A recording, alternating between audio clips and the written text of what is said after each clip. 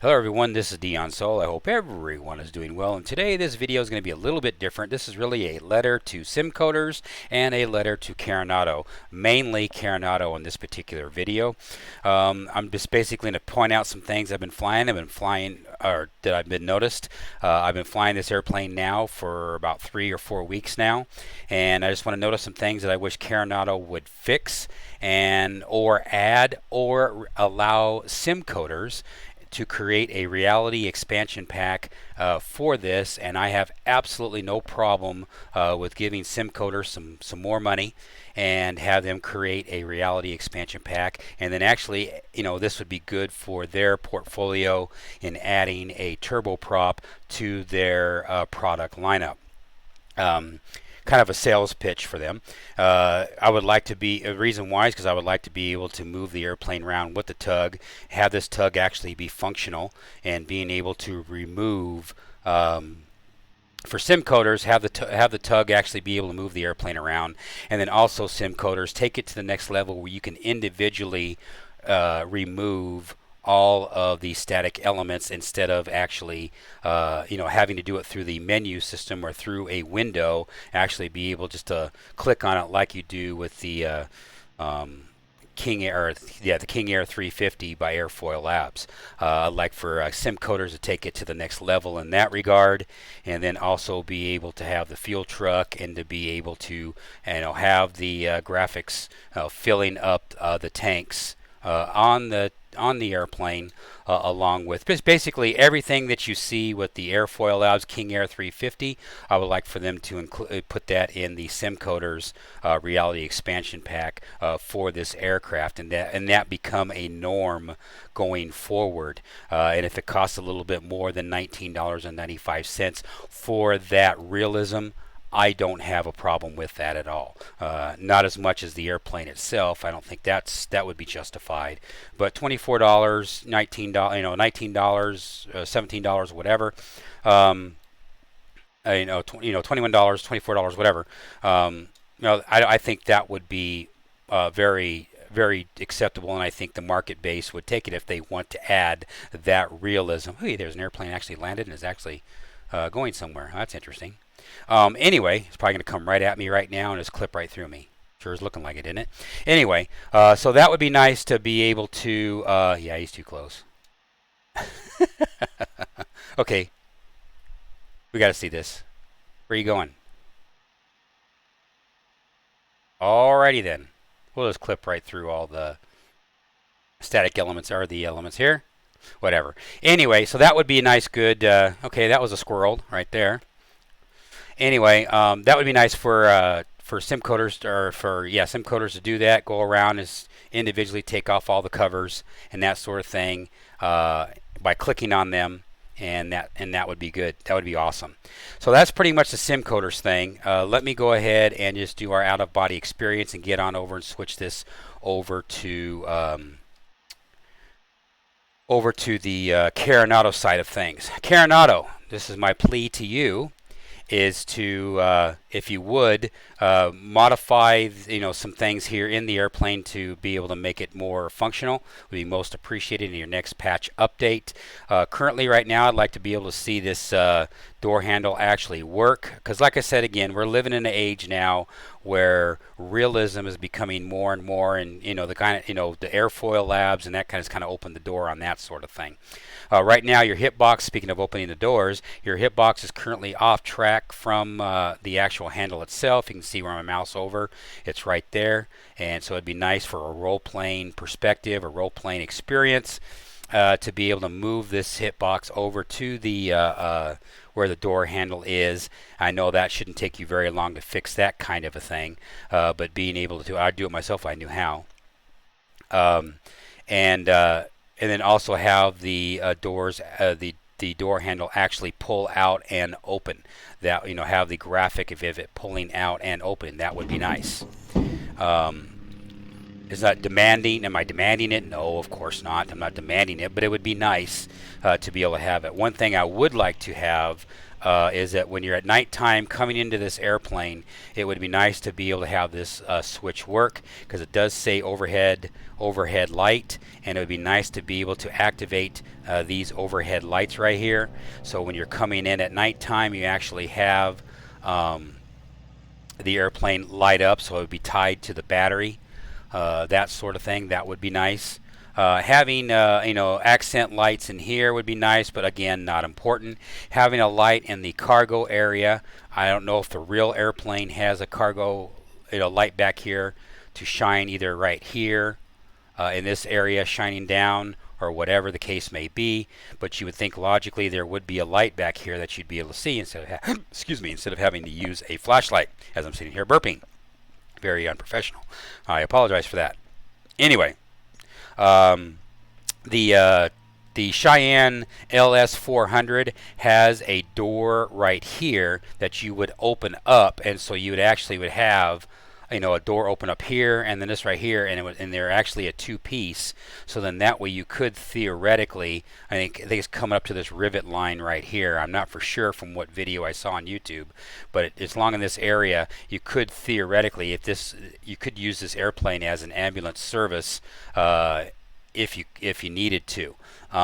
You'd put the patient's head right here, and then their feet and everything would go. The gurney would go in at an angle. But again, I'm not tripping on that at all. It's not like I'm asking for that. I was just basically letting you and the audience know that yes, the the 400 LS, the Cheyenne LS400 does have that capability, and it also has Garrett engines, a little more powerful engines instead of the PT6. But this airplane is not the 400 LS, so why am I talking about it? That kind of thing. Anyway, so that's pretty much the size of it there. I would like to strongly recommend getting this light switch working and having these lights work in when you're coming in at night to do a night flight. That would be very cool.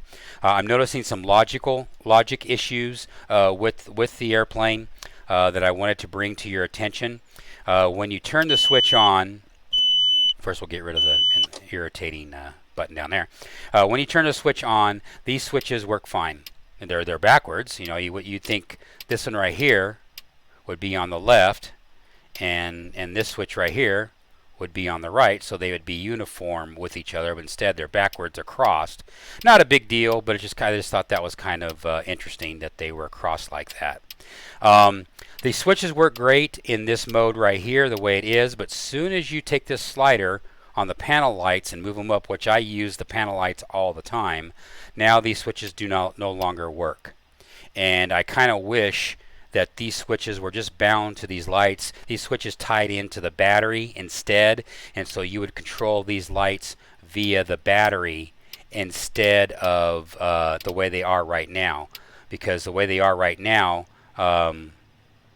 it's I like the faint, how it dims and stuff. That's kind of cool and whatnot. But in actuality, these are emergency or wanting to get your customers or your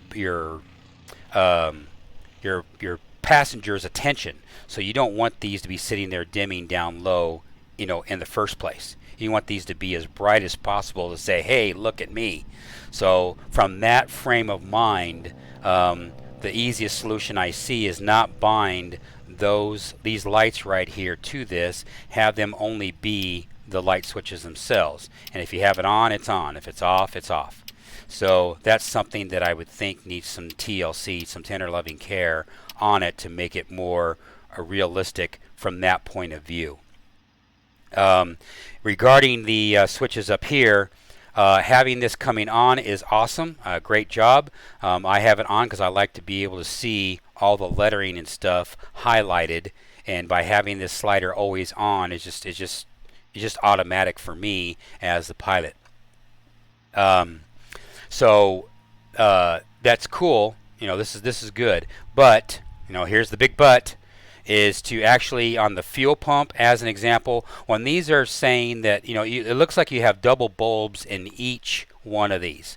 So because these are double bulbs in each one of these light switches, it would be nice to actually have them come on in such a way where if I'm up here, Now this bulb is on, but this one is off. So you as a pilot, especially at nighttime, you know where the position of the rocker switch is currently located. Because when you're at night, you don't see all this very well. And unless, of course, you have this light switch on here, then of course the light will shine and bleed over. Then you can get around it. But as an added, it's not something that needs to be, but from a logical standpoint, it would be kind of convenient to be able to have the ability to be able to have these rocker switches when you have the pump number 1 on. If I can get it to stay on, there you go. When I have pump number 1 on, this light is this bulb is illuminated, but this one is not. So that way you know that okay, you're at pump number 1. And vice versa for pump number 2 across the board, and have that same logic spread across all of the switches. Right now the switch is, this switch right here for the ice protection is now on. We should have this illuminated on. When you turn it on, instead of it just being illuminated saying that hey, I'm here, the switch is here, that now it's on. That kind of thing. So have these be split up accordingly. That would be nice to have. Is it something that has to be? No, but it'd be nice. Now, as far as this switch is concerned, I have not found anywhere in documentation, and I've been looking for it to find out what this switch actually does. So if someone in the community or if somebody from Carenado that responds to this video, it would be nice to get some clarification of exactly what this switch. Obviously, this is a dimmer switch for something. Obviously, I just don't know what this dimmer switch dims and what it makes brighter. I don't. You turn it on, you don't see any difference anywhere. Now maybe after this video, I'll end up finding it, and then I'll look like an idiot. But I don't know. I don't know what it is. This airplane, as most of you, some of you don't know, it does support GPU, and now you just saw the voltmeter go up on the GPU. I have bound my GPU to my SciTech equipment, so now we have power, so now we won't drain the battery. I do like the fact that the battery does drain, and you can see the voltages going down. Well, a little bit at a time. It takes a while, but it does, because it did start out at 24 volts. You slowly start going down with this master battery switch on. Now I got it on. Now it's going to be not. Now, do we have a charging indicator or anything like that? No, we do not in this airplane, and I don't know if the real airplane has a charging indicator. But if it did, it'd be nice to get that implemented somehow, some way. Also to acknowledge that, hey, we do have the GPU engaged, other than the fact that we know by the fact that the battery, the battery's on. If that's all we get, that's all we get. Not a big deal. I know that we have GPU connected is because we have the voltage the way they are. And the fact that I also got the flying with Loa telling me that the GPU is connected by using that script. So that's pretty much the size of it there. Like I say, these exit lights, the switch does not work, or have not been able to figure out how for it to show me that it is working. Maybe you can tie this in with the other switch as a 3-way switch, so then that way when you turn on over there, then you can turn those lights on and off from the cockpit, that kind of thing. I don't know, just an idea. Maybe it would sense, maybe it's got a solenoid in here, so if we turn the switch on over there, it would automatically turn it on here, and then if you turn the switch off over there, it would automatically turn the switch off here, and vice versa on the other switch on the other side. You turn it on here, you shut down the airplane, you're ready to get out of the airplane, you leave this switch on, and then you go over, then you turn the switch off, or switch it to the other side, and then these lights will go off once you exit the aircraft. Something like that would be extremely helpful for us that fly this airplane and use this airplane at night when we're doing our FS economy flights. Another thing that I noticed is I have not been able to figure out. It talks about this in the POH, but I'm not really seeing any actions with this switch. This looks like it's just a dummy switch. It does nothing. I do like the fact that you did implement the mouse wheel support, which is good. No problem with that. But this switch is just a dummy switch. It does nothing. I have not been able to see it. If you turn it off, then all hell falls apart. Have not seen that. So no big deal there. It'd be nice to be able to make this work, and if not, just let us know that, hey, this is just a dummy switch. It's just there for aesthetics, that kind of thing. I don't know if this would be a reality expansion pack thing or if Carenado can fix it, but the pressurization does not work in this airplane. It just goes at 7,500 feet, and there you go.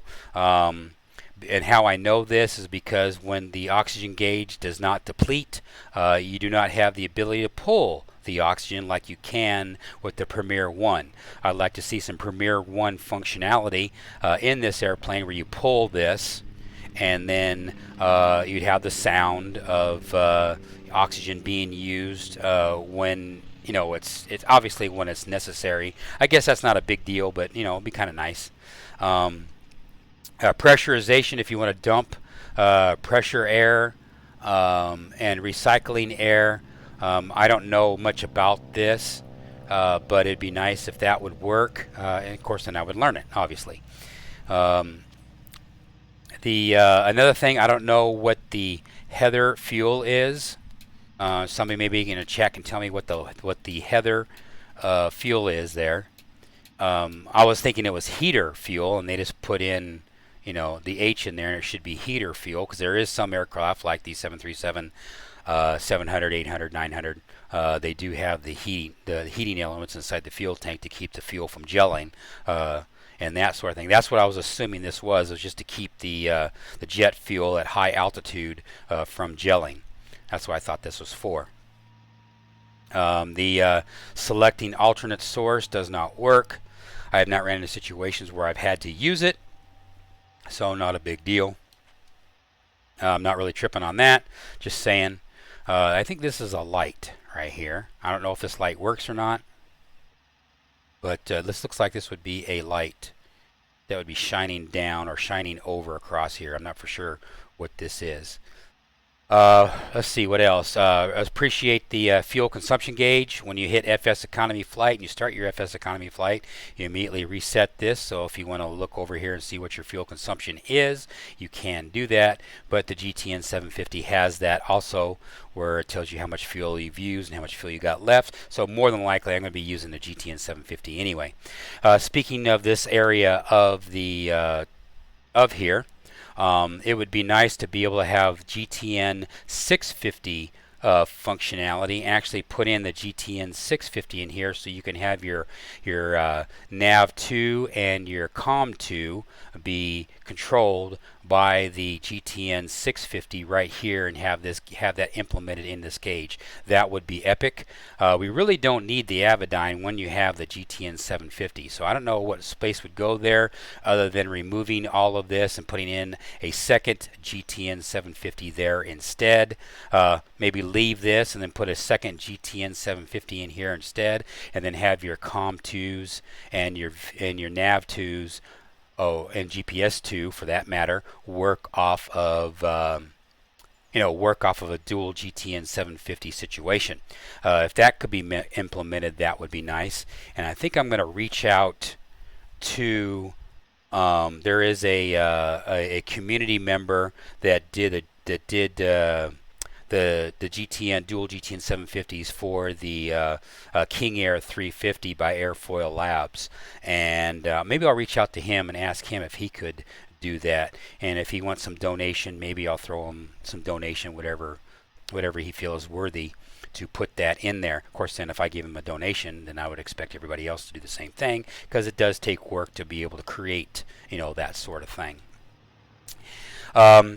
Anyway, so that pretty much the size of that right there. It'd be nice to be able to have either the 650, remove these, or have dual GTN 750 support for us users who had paid for the GTN 750. That would be convenient. Not necessary, but convenient. What else can we talk about here? I mean, this switch is doing the same thing as the other one. It does nothing. I've not seen it do anything. Headphones, I don't really see any place for you to plug in your headphones. At least I haven't seen it. I do see right here it is, headphones right here.